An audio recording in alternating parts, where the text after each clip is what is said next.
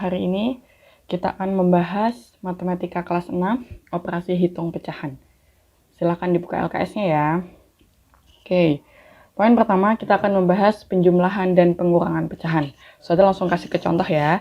Jadi ada 2/7 ditambah 3/7. Nah, untuk contoh yang pertama adalah ketika penyebutnya sama. Ketika suatu pecahan penyebutnya sama, maka pembilangnya langsung ditambah. Langsung ditambah saja. 3 tambah 2 berapa? 3 ditambah 2/7. Hasilnya 5/7. Nah, itu untuk yang ketika ininya sama. Sama halnya juga dengan pengurangan ya. Jadi untuk penjumlahan dan pengurangan sama. Caranya sama. Nah, poin yang kedua yaitu ketika dia penyebutnya berbeda. Contohnya adalah 1/2 ditambah 5/3. Nah, ini penyebutnya berbeda. Tuh, 2 sama 3. Maka caranya adalah kita harus menyamakan penyebutnya terlebih dahulu. Jadi harus disamakan dulu. Nah, ketika disamakan, caranya gimana? Caranya adalah ini salah satu caranya, kita coba yang pertama, ketika di sini 2, di sini 3, maka 2-nya boleh dikalikan dengan 3. 3-nya juga gitu, 3 dikalikan 2. Ketika penyebutnya dikali angka tersebut, maka pembilangnya pun sama. Oke, kita langsung ya. Di sini 1/2, sesuai dengan soal yang pertama ini ya, 1/2. Tapi kita mau dikalikan 3, biar penyebutnya sama. Oke, berarti 2-nya dikali 3. Ketika yang bawah dikali 3, maka yang atas juga dikali 3. Harus sama, atas dan bawah. Nah, ini soalnya tadi. Nah, baru kita tambah. Karena yang kiri sudah dikali 3, maka angka 3 di sini, ini sesuai pecahan yang soalnya, 5/3, harus dikalikan 2. Biar sama penyebutnya. Yang atas pun juga harus dikali 2. Harus sama. Nah, kita hasilkan ya. 1 kali 3 berapa? 3/6 ditambah 5 kali 2, 10/6. Maka hasilnya 3 tambah 10, 10/6. Nah, ini sudah menemukan hasil. Begitu ya. Jadi ketika ada pecahan yang berbeda penyebut, maka harus disamakan penyebutnya dulu, baru bisa kita jumlahkan. Oke, kita ke poin berikutnya, yaitu perkalian pecahan. Nah, untuk perkalian pecahan beda dengan penjumlahan dan pengurangan. Contohnya kita ambil soal yang sebelumnya. 1/2 dikali, ini dikali ya, 5/3, ini dikali. Nah, ketika dikali, maka rumusnya adalah atas kali atas. Bawah kali bawah. Ini berlaku untuk perkalian. Jadi tidak seperti yang tadi. Apakah harus disamakan penyebutnya? Nggak usah. Kalau perkalian, penyebutnya berbeda, tidak masalah. Karena ini sama-sama dikali. Ya, oke, kita kalikan. Berarti di sini 1 dikali 5 dibagi per 2 kali 3. Hasilnya adalah 5, 3 kali 2, 6. Maka ketemulah hasilnya. Perkalian lebih mudah ketika teman-teman sudah hafal perkalian. Itu lebih mudah. Oke, kita ambil contoh yang kedua. 1/2 dikali, katakanlah ini sama ya, 2/2. Sama, tetap sama, atas kali atas, bawah kali bawah. 1 kali 2, 2 kali 2. Maka hasilnya 2/4. Nah, begini ya. Itu untuk perkalian pecahan. Atas kali atas, bawah kali bawah. Karena kalau misalnya penjumlahan sama pengurangan, kita harus disamakan penyebutnya dulu. Kalau perkalian tidak perlu. Oke, kita lanjut pembagian pecahan. Nah, untuk pembagian pecahan ini juga berbeda.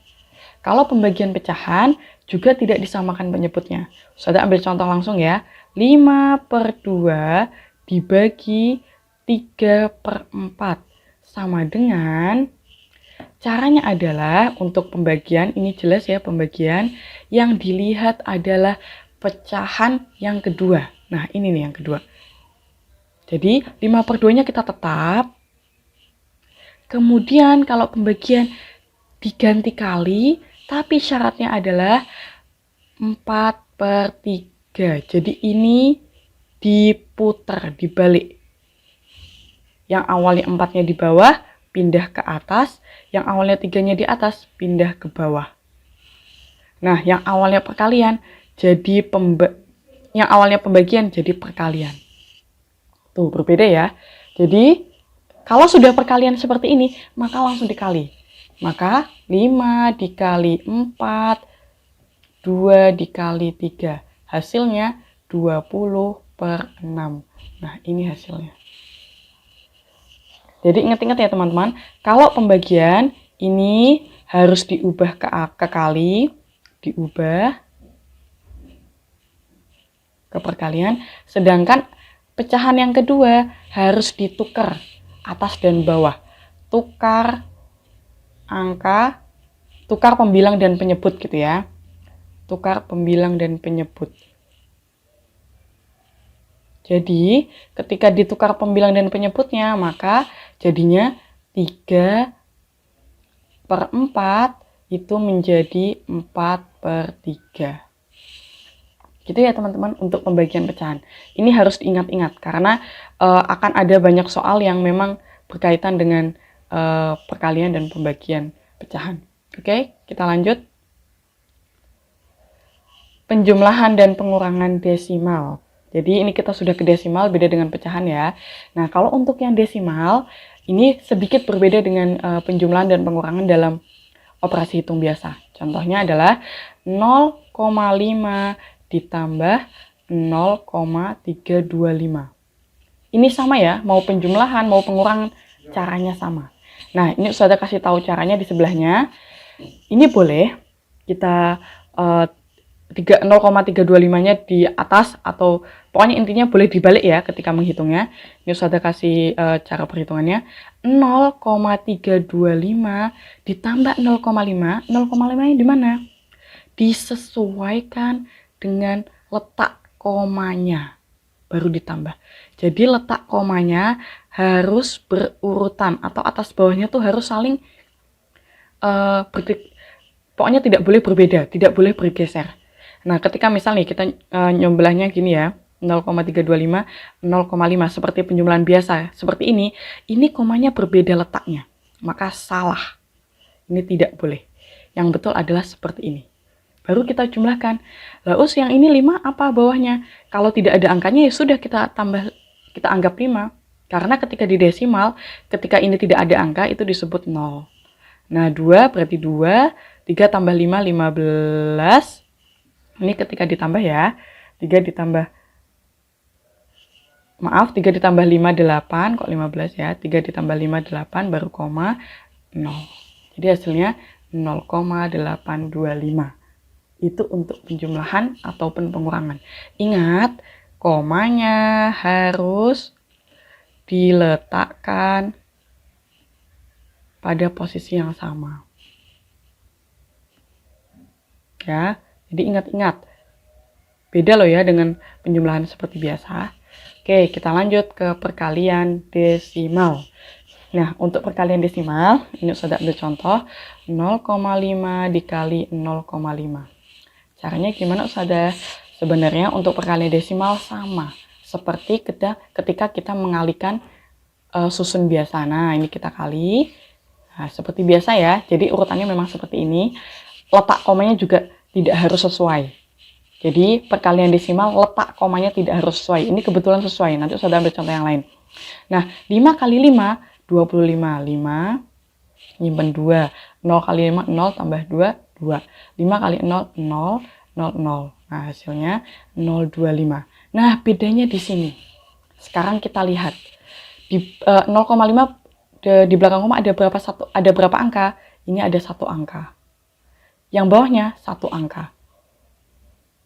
Di belakang koma ya, di belakang koma ada 1 angka. Totalnya berarti berapa angka? Di belakang koma 2 angka. Maka hasilnya kita menentukan dari ini. Berarti komanya adalah 1, 2. Di sini komanya. Maka hasilnya 0,25. Nah, itu caranya. Oke, kita ambil contoh yang lain. Perkalian desimal juga ya.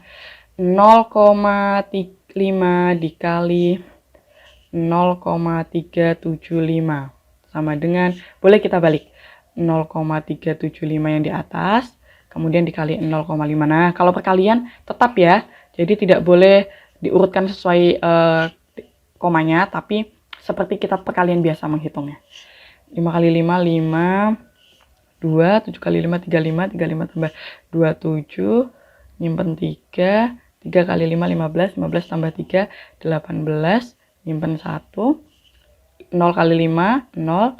Tambah 1. Ini 0 semua ya, karena dikalikan dengan 0, 0. Ada 4, 1, 2, 3, 4. 0-nya 4. Ditambah 5, 7, 8, 1, 0. Nah, sekarang pertanyaannya adalah komanya di mana? Kita lihat yang atas. Yang atas berapa? Ada berapa angka di belakang koma? 4 angka. Yang bawah berapa? Ada 1 angka. Ditambah 5 angka di belakang. Maaf, ini 3 angka ya, bukan 4, ini 3. Berarti 3 tambah 1, 4 angka di belakang koma. Berarti 1, 2, 3, 4. Disinilah komanya. Maka hasilnya 0,1875. Oke, hasilnya. Lanjut ke pembagian desimal. Nah, untuk pembagian desimal, ini sebenarnya sama seperti Progapit, cuman memang kita harus lebih cara mudahnya ya. Ini biar kalian lebih mudah, kita harus menjadikan desimal tersebut ke angka biasa. Contohnya adalah ketika 0,25 dibagi 0,5. Nah, sebelum kita ke Progapit, mudahnya adalah kita jadikan desimal ini ke angka biasa. Gimana caranya? Nah, kita lihat ya. Ini di belakang koma 1, ini di belakang koma 2. Nah, caranya biar dia itu tidak ada komanya, kita ubah ya. Biar angka desimal ini tidak ada komanya, maka nolnya harus mundur. Sesuai dengan yang paling belakang. Antara 0,25 sama 0,5, yang paling banyak komanya adalah ini. Maka kita mundurnya berapa kali? 1, 2. Ketika 2 kali, maka 0,25 dikali 100. Sama dengan, ketika yang atas dikali 100, maka 0,5-nya juga dikali 100. Dikali 100. Nah, ini dikali 100 berapa? 1, 2.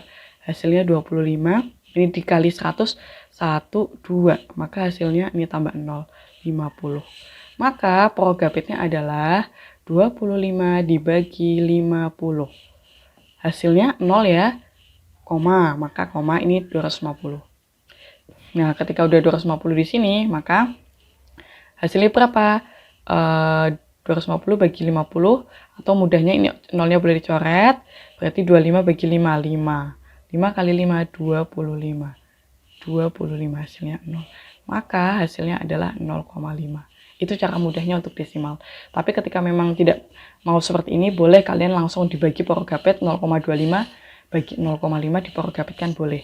Tapi itu agak susah. Ini cara mudahnya, kalian buat angka desimal tersebut menjadi angka utuh.